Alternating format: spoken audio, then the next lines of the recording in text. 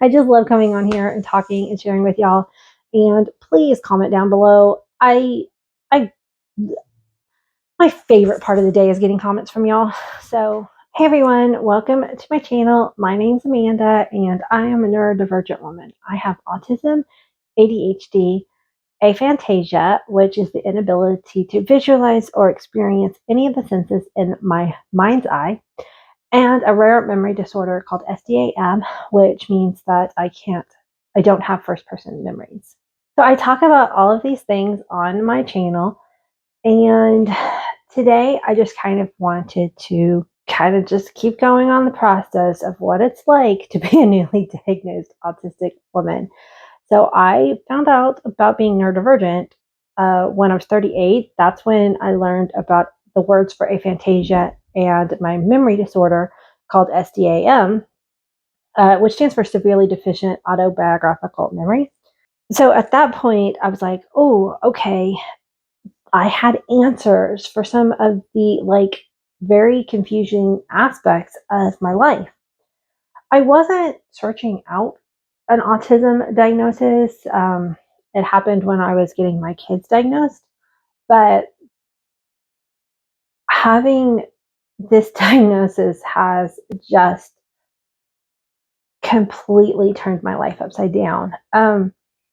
I had therapy this morning and I told my therapist, I feel like I've cried more in the last 2.5 months, 3 months since I've been diagnosed than I have in the last 5 years. I feel like if you to take a bottle, a carbonated bottle, and shake it and shake it and shake it and then uncork it, and the bubbles are just flowing and flowing and flowing. And I'm hoping that the carbonation will finally settle and then life won't be this tumultuous. Ugh, tumultuous. But right now, I feel like the cork has just been popped off, and I've got these years and years and years of repressed emotions that I had no idea that were there, just spewing forth everywhere. And it's messy, guys. It's messy. That carbonation is getting everywhere. So, yeah, I've been crying a lot. With my memory disorder, a lot of autistic people do when they're late diagnosed is they will start to kind of relive their life, all the memories that they can, and kind of find validation of oh, that was because I was autistic. And I don't have first person memory, so I can't do that, but I still have my own unique way of doing that. But just I had a lifetime of being told I was too shy, at the same time as being too talkative. The difference being I didn't like anything new. Anything new was scary. So I would be really shy doing new things. I didn't want to be the first one to participate. Now, sometimes I would mask that because if everybody was kind of new and it was for instance, at Girl Scouts, let's say a counselor was teaching a whole group of people a new game and nobody else knew, then I would want to go first, because then it was oh, none of us know, and if I make a fool of myself, it's because nobody knows. So then in that kind of situation, I would put myself out there. So a lot of times people would be confused. They're sometimes Amanda's so shy, and then sometimes she's just super outgoing and exuberant, right? It was very duality.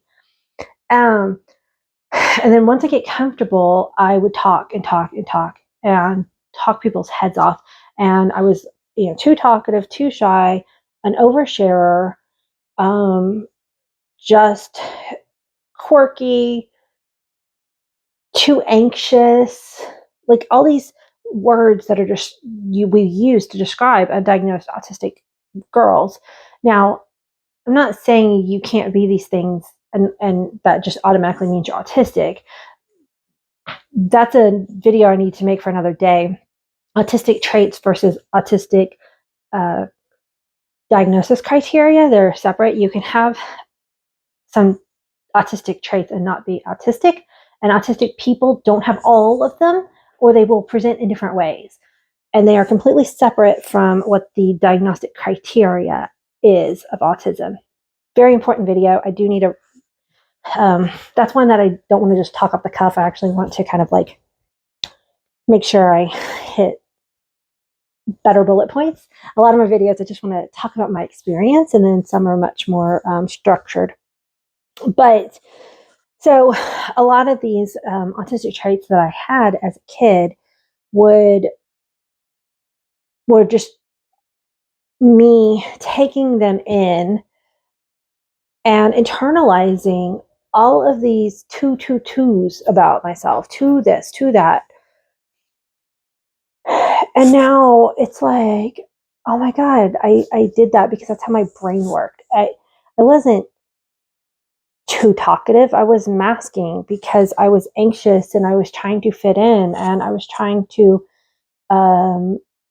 understand the social rules around me and not picking up on social cues and not understanding. I've always felt like I was on the outside, never quite understanding what it was to be fully included. I was always that kid that everyone got along with, but yet I was never invited to people's parties or things like that, other than through Girl Scouts.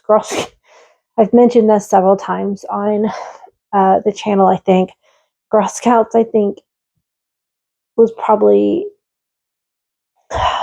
such a huge thing in my life because um, its system had me have a semblance of normalcy in a time period where it would not have probably been in my best interest to be diagnosed early. So one thing that a lot of autistic women who are getting late diagnoses are struggling with is the fact that it wasn't caught earlier. But I watched a TikTok, and I really wish I had written down her name. I don't remember who it was, but it was this. It was TikTok, and it was this lady who got diagnosed in, I think she said 1990, and her doctor turned to her mom and said, "Your child will never be able to be independent or live on their own because she's autistic."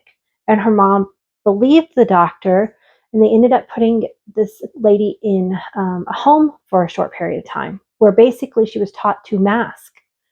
And she said that she would have done anything to get out of that home, like anything. So she basically learned how to act neurotypical. And then they told her mom she was cured of autism. And she said that she did not feel any different. But everybody around her told her she was cured, so she believed them.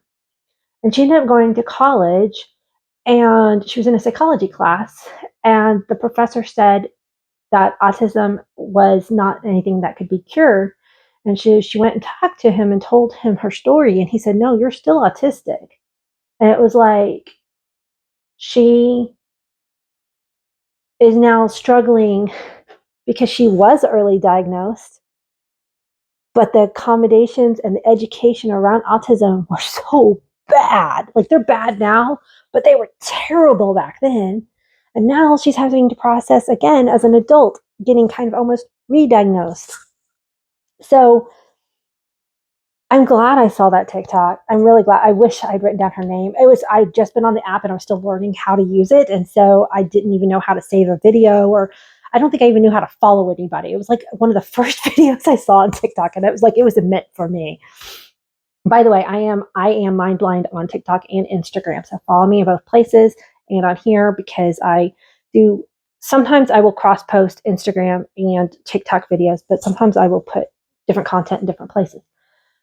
Anyway, I'm glad I saw that video, because I was kind of, you kind of think like, oh, what if I was diagnosed earlier? Now, I do think you can't go back and change the past, right?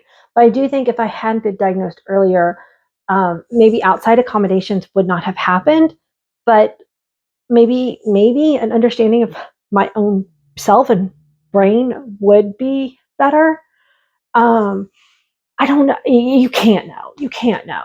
But going 42 years, being told and believing that something was just always not right. I can never quite put my finger on it. Just always being just, people liked me, but nobody wanted to ever be my best friend.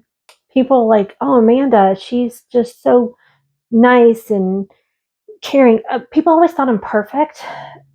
And that's, again, part of the mask. I would always have to put on this air of perfectionism just to try to survive. And so I got told over and over in my life, you're perfect.